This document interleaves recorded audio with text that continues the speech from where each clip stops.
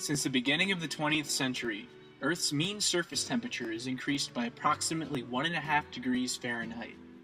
As projected by the Intergovernmental Panel on Climate Change, the IPCC, the surface temperature of the Earth will, by the end of the 21st century, have risen by anywhere from 4 to 11 degrees Fahrenheit. This is a fact. From this cause precipitates many effects of global scale. Higher sea levels caused by the depletion of ice reserves and the expansion of warm water will result in any number of alterations to the weather patterns which have shaped the natural world thus far.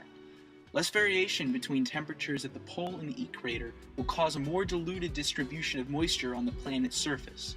Over 90% of scientific affiliates of the IPCC project the outcomes to be an expansion of tropical deserts and a reshuffling of agricultural centers which support the population of the Earth. While it is true that the globe has undergone massive climatic upheaval in the past, to believe that this data grants us some familiarity with the next steps of our ecosystem is dangerous.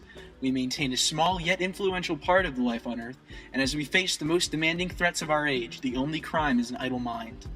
When I was an astronaut on Mars, I survived an experience which profoundly changed my life. Looking at Earth from that distance, I saw for the first time how small and fragile our planet is. Its fate is in our hands. Ladies and gentlemen, that is a responsibility we must not take lightly.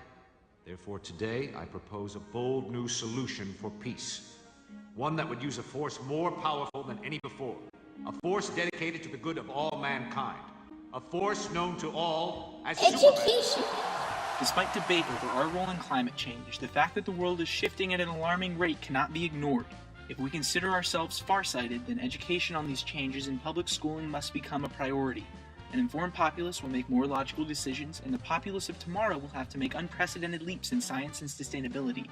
The greatest gift which we could give our children is a set of tools and knowledge which prepares them to actively survive on a planet which is going through its own transition.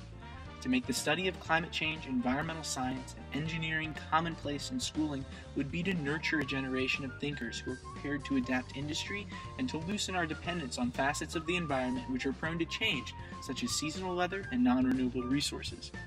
It is time to stop putting holds on education reform. It is time to take up the reins of our own evolution and to prepare future generations to create a world worth living in.